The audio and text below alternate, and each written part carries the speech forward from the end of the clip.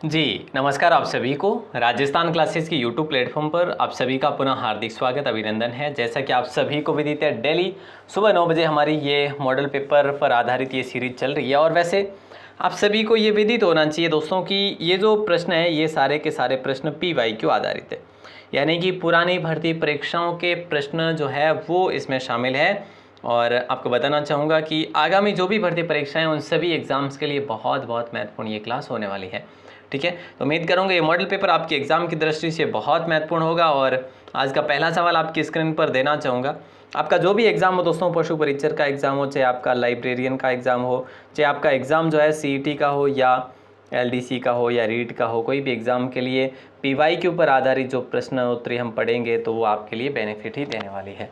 ठीक है, और इसकी PDF की बात करें दोस्तों, PDF जो है PDF नोट्स आपको अपनी राजस्थान क्लासेस की वेबसाइट पर दिए जा रहे हैं। वेबसाइट का लिंक डिस्क्रिप्शन में दिया गया है, वहाँ से विजिट करके आप देख सकते हैं, या फिर आप हमें मैसेज कर सकते हैं। स्टडी ग्रुप का लिंक डिस्क्रिप्शन में दिया गया है, ज्वाइन कर सकते हैं स्टडी ग्रुप को भी। चलिए शुरू करते हैं दोस्तों। पहला सवाल है, पृथ्वीराज विजय के लेखक कौन है? दोस्तों दो सवाल बनते हैं पृथ्वीराज नाम को लेकर, एक पृथ्वीराज रासो और एक पृथ्वीराज विजय। रासो की बात करें तो चंद बरदाई ने लिखा था, और विजय की अगर बात करी जाती है तो विजय जो है जयनक भट्ट ने लिखा। तो ऑप्शन सी फिलहाल हमारा राइट आंसर हो जाएगा। ठीक है, और रासो की बात करें तो ये किसने लिखा था? रासो चंद बरदाई ने। राजस्थान में विभिन्न समय पर निम्नलिखित त्यौहार मनाए जाते हैं, मास अनुसार व्यवस्थित आपको करना है। तो दोस्तों देखो, छोटी तीज, आखा तीज, गणगौर, कजली, बड़ी तीज। दोस्तों छोटी तीज की बात करें तो ये आपके श्रावण महीने में आती है। ठीक है, ओके सर, हम देखते हैं सावन महीने में। ठीक है, तो श्रावण कर लेते हैं छोटी तीज पहले में। आखा तीज की बात करें, ये वैशाख महीने में आती है। दोस्तों आखा तीज कब आती है? वैशाख महीने में आती है। बोले सर वैशाख कर लेते हैं। ठीक है, उसके बाद अगर बात करें गणगौर की, बोले सर गणगौर जो है ये आपका गणगौर पहले ही महीने में आता है, चैत्र कर लेते हैं। और कजली तीज की बात करिए, भाद्रपद में आता है दोस्तों। ठीक है, तो पहले चैत्र में कौन सा आ रहा है? गणगौर आ रहा है, ठीक बात है। उसके बाद में आका तीज आ रही है, ठीक बात है। उसके बाद में छोटी तीज आ रही है श्रावण, उसके बाद में बड़ी तीज भाद्रपद आ रही है। तो ऑप्शन ए आप सभी का सही आंसर हो जाएगा। ये बड़ा अच्छा क्वेश्चन था, इंपॉर्टेंट सवाल था, इस प्रकार से एग्जाम में सवाल पूछे जाते हैं। कालबेलिया औरतों या महिलाओं द्वारा हाड़ौती क्षेत्र का प्रसिद्ध लोकगीत जिसमें छोटा चंग बजाया जाता है, वो कौन सा गीत है दोस्तों? तो याद रखना, बिछुड़ो गीत जो है ये दोस्तों, बिछुड़ो गीत, ये बिछुड़ो गीत कहाँ का पॉपुलर है? ऐसा सवाल बने तो फिर हाड़ौती क्षेत्र का पॉपुलर है दोस्तों। कहाँ का है? हाड़ौती क्षेत्र का पॉपुलर है। याद रखना दोस्तों, इंपॉर्टेंट सवाल था, ऑप्शन सी को आपने लॉक किया। गौरी देवी राजस्थान की किस गायन शैली से जुड़ी हुई है?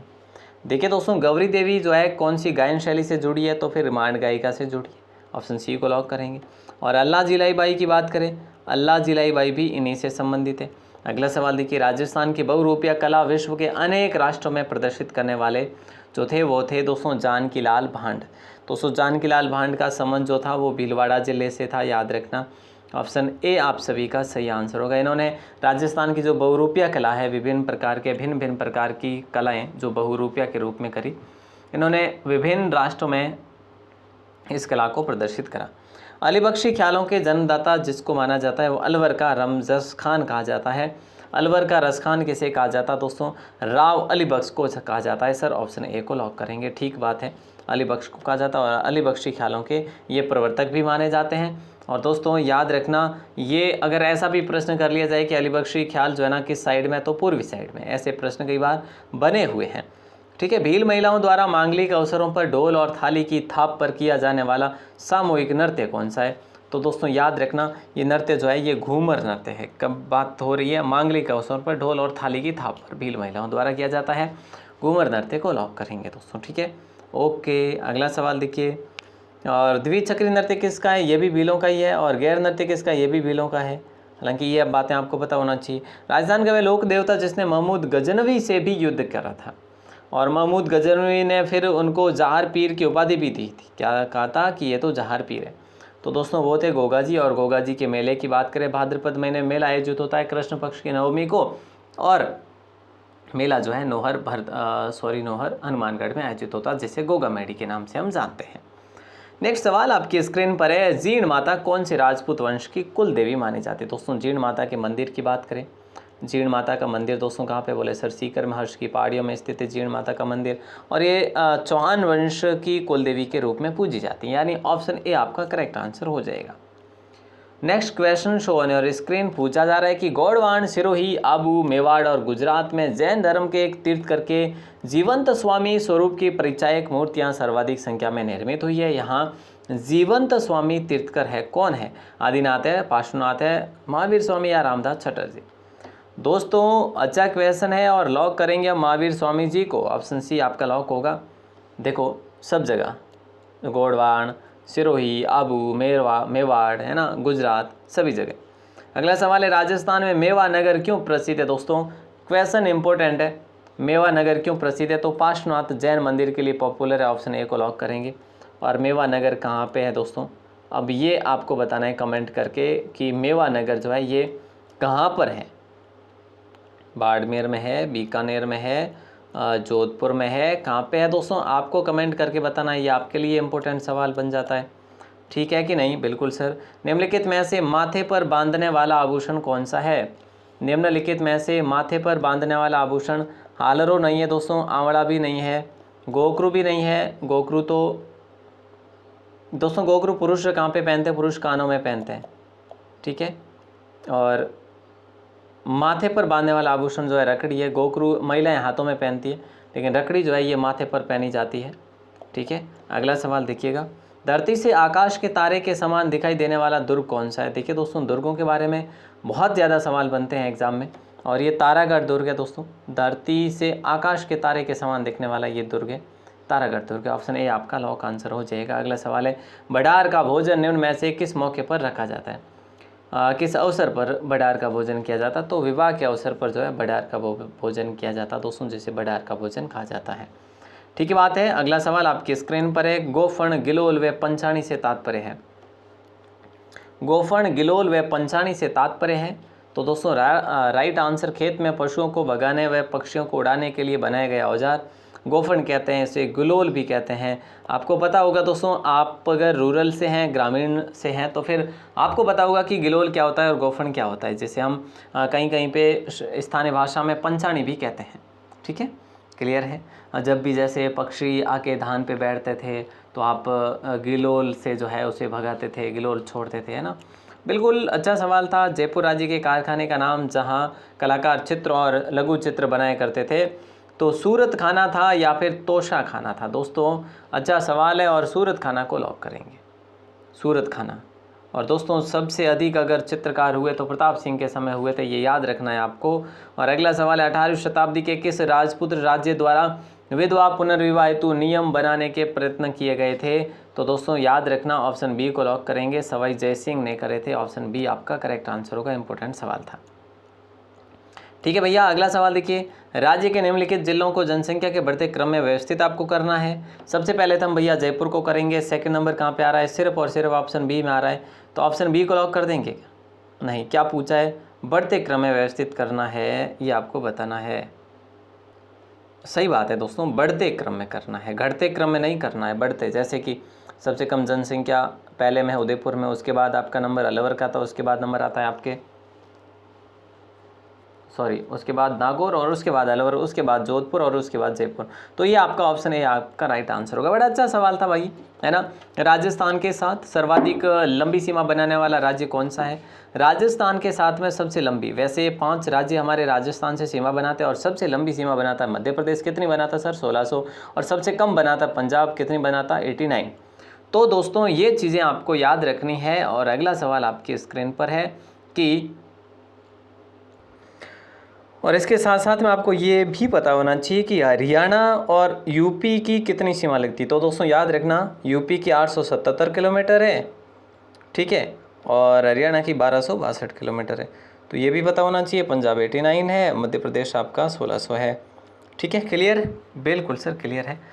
अगला सवाल, एक और सवाल बन जाता है, गुजरात के साथ में हमारी कितनी सीमा लगती है? दोस्तों ये आपको कमेंट करके बताना है। उम्मीद करूँगा आप इसका जवाब ज़रूर देंगे मुझे कमेंट सेक्शन में। व्रत राजस्थान में कौन सी रियासत शामिल नहीं थी?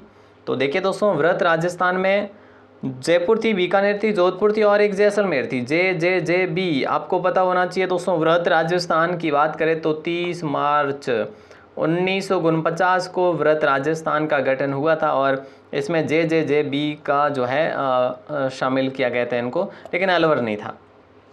अगला सवाल, मराठों ने कोटा व बूंदी पर आक्रमण करा। मराठों ने कोटा और बूंदी पर कब आक्रमण किया? तो दोस्तों याद रखना 1726 में किया था, 1726 में। अगला सवाल, कौन सा युग्म असंगत है या फिर असुमिलित है, बताओ जरा क्या होगा राइट आंसर। कौन सा युग्म असंगत है? कोटा प्रजनन 1939, बिल्कुल सही बात है। बीकानेर प्रजनन 1932, ये गलत बात है। मेवाड़ प्रजनन 1938 सही है। जयपुर प्रजनन 1931 सही है। भंवरलाल सराफ सबसे पहले, ठीक है। और बाकी यहाँ पे बात करें मेवाड़ की तो बलवंत राय मेहता, ठीक है, माणिक लाल वर्मा। और बाकी यहाँ की बात करें हम कोटा प्रजनन की तो नैनूराम शर्मा। ओके दोस्त, ठीक है। और बीकानेर की बात करें तो मगाराम वेद। क्लियर है ना? बिल्कुल सर। तो अब आपको ये बताना है कमेंट करके कि बीकानेर प्रजनन की स्थापना कब की गई। बीकानेर प्रजनन की स्थापना कब की गई? दोस्तों इससे पहले मैंने एक और सवाल किया कि गुजरात की सीमा राजस्थान के साथ कितने किलोमीटर लगती है, वो भी आपको बताना है कमेंट करके, ठीक है कि नहीं? बिल्कुल सर। जीवन कुटीर नामक संस्था की स्थापना किसने की दोस्तों? तो याद रखना रतन शास्त्री ने की। और रतन शास्त्री कौन थी? हीरालाल शास्त्री, जो प्रधानमंत्री रहे थे हमारे, जो मनोनीत रहे थे, उनकी पत्नी थी ये, ठीक है सर, ये भी हम याद रखेंगे। और अगला सवाल आपकी स्क्रीन पर है, बिजोलिया किसान आंदोलन के दौरान किस किसान क्रांतिकारी ने सन 1917 ईस्वी में ऊपरमाल पंच बोर्ड की स्थापना की थी? तो दोस्तों याद रखना राइट आंसर आप सभी का हो जाएगा विजय सिंह पथिक ने करी थी। मन्ना पटेल को सरपंच बनाया गया था, मन्ना पटेल को, ये भी बातें आपको याद रखनी है। और अगला सवाल देखिए, राजस्थान का राज्य पक्षी कौन सा है? राजस्थान का राज्य पक्षी दोस्तों कौन सा है? तो किसको पता नहीं होगा? पक्षी गोडावण है, ठीक है। और कल भी आपसे मैंने एक प्रश्न करा था कि गोडावण को राज्य पक्षी कब घोषित किया गया, ऐसा सवाल कल की क्लास में बात हुई थी, ये आपने काफ़ी जनों ने बताया भी था। तो ये 1981 को हुआ था दोस्तों, ठीक है, घोषित। अगला सवाल है, किस स्थान का वर्णन चीन यात्री युआन चांग ने किया था? इनमें से किसका वर्णन? बोले सर मत्स्य या शूरसेन या मरु या मालव। दोस्तों राइट आंसर होगा ऑप्शन बी, यानी कि मत्स्य प्रदेश का वर्णन जो है किया था। अगला सवाल देखिए, किस सभ्यता से हाथ से बुने हुए वस्त्र प्राप्त हुए? इनमें से कौन सी सभ्यता से हाथ से बुने हुए वस्त्र प्राप्त हुए हमें? तो ये हुए बैराठ से और बालाथल से। बैराठ अब आपका कोटपुतली बैरोड में है, बालाथल आपका उदयपुर में है। तो दोस्तों ये बातें आपको याद रखनी है। ऑप्शन सी आप सभी का सही आंसर हो जाएगा। Annals and antiquities of Rajasthan के लेखक है। Annals and antiquities of Rajasthan के लेखक की बात करें तो यहाँ पे right answer colonel James Tod को कहेंगे दोस्तों। और अगर बात करें तो इसमें हमें सबसे पहले राजपूताना शब्द का प्रयोग भी देखने को मिला है, ठीक है। तो ऑप्शन ए आपका लॉक आंसर हो जाएगा। मेवाड़ के महाराणा जयसिंह ने सन 1687 से 91 ईस्वी तक जयसमंद झील का निर्माण करवाया। किस नदी पर करवाया या फिर किस नदी को रोक कर करवाया? ऐसा प्रश्न बने तो फिर गोमती नदी को रोक कर करवाया, ठीक है। तो 1687 से 91 तक किसने करवाया? महाराणा जयसिंह ने। और किस झील का निर्माण करवाया? जयसमंद झील का निर्माण करवाया। कहाँ पे है? अब आपको ये तो पता होना चाहिए कहाँ पे है, बताएंगे क्या ज़रा? आप में से अगर किसी को पता नहीं है तो फिर अलग बात है, बाकी आप में से किन्हीं को भी पता है तो बताएं कि ये कहाँ पर है जयसमंद झील। राजसमंद में है, उदयपुर में है, बीकानेर में है, भरतपुर में है, कहाँ पे है भैया? बताइए ज़रा, जल्दी से बताइए। अगला सवाल आपकी स्क्रीन पर है, कौन सन 1927 में तरुण राजस्थान के प्रधान संपादक थे? तो दोस्तों राइट आंसर होगा जयनारायण व्यास, इन्हें लक्कड़ फक्कड़ भी कहा जाता है। ये राजस्थान के हम बात करें तो लोकमान्य थे एक प्रकार से, है ना। ओके सर, ठीक है, याद रखेंगे। राजस्थान में 1857 की क्रांति का तात्कालिक कारण क्या था, मतलब तुरंत प्रभाव से होने वाला कारण क्या था? तो राइट आंसर आप सभी का हो जाएगा। बोले सर कारतूसों में गाय और सूअर की चर्बी का प्रयोग करना किसके द्वारा? विरोधियों के द्वारा, ठीक है। ओके, इसलिए जो है जो क्रांति के क्रांतिकारी थे, 1857 क्रांति के जो क्रांतिकारी थे उनके मन में रोष आ गया था, ठीक है। अगला सवाल देखिए क्या पूछा जा रहा है कि निम्न में से ग्राम पंचायत का कार्य नहीं है, इनमें से कौन सा कार्य ग्राम पंचायत का नहीं है? दोस्तों आप कहेंगे सर स्वच्छता और पेयजल सुव्यवस्था, जन्म मृत्यु और विवाह पंजीकरण है, चारागाह और वनों का विकास है, लेकिन साधारण सभा की बैठक आयोजित करना ये ग्राम पंचायत का कार्य नहीं है। क्या ये ठीक बात है? मुझे ये बताएं, क्या ये ठीक बात है? नहीं, ये बिल्कुल ठीक बात नहीं है। ऑप्शन सी को लॉक कर दिया आपने। नशीराबाद की क्रांति के बाद 3 जून 1857 को सैनिकों ने कहाँ पर विद्रोह कर दिया था, कहाँ पे कूच कर लिया था? तो दोस्तों राइट आंसर आप सभी का हो जाएगा, एरिनपुरा को लॉक करेंगे। और एक सवाल जिसका आंसर आपको बाहर आके कमेंट सेक्शन में देना है, उम्मीद करूंगा आप जरूर देंगे। भरतपुर रियासत के पॉलिटिकल एजेंट कौन थे? दोस्तों बहुत आसान है, अगर आप बताना चाहें तो सभी का बता सकते हैं, अगर नहीं तो केवल भरतपुर का तो आपको बताना ही पड़ेगा। इससे पहले मैंने आपको गुजरात की राजस्थान के साथ सीमा भी पूछी है और भी 2-4 प्रश्न पूछे, जैसे बीकानेर प्रजमंडल का पूछा है, और इनका भी आंसर आपको बताना है। उम्मीद करूंगा दोस्तों आप पहली बार हैं चैनल पर तो सब्सक्राइब जरूर करेंगे, और आप हमें इस नंबर पर अगर मैसेज कर लेते हैं अपना नाम और ज़िला लिखकर, तो आपको ग्रुप में भी ऐड कर लेंगे। ठीक है, स्टडी ग्रुप में अपना नाम और ज़िला लिखकर मैसेज करेंगे तो चलिए दोस्तों, मिलते हैं अपन अगली क्लास में। तब तक के लिए शुक्रिया। जय हिंद, वंदे मातरम।